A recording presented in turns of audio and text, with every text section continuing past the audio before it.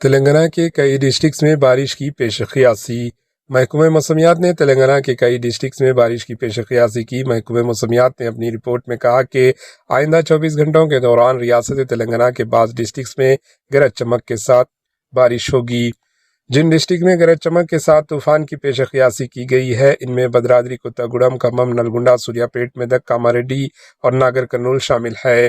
محکمہ موسمیات کا کہنا ہے کہ آئندہ 24 گھنٹوں کے دوران ریاست کے چند مقامات پر ہلکی بارش یا گرج چمک کے ساتھ بوندا باندی ہو سکتی ہے۔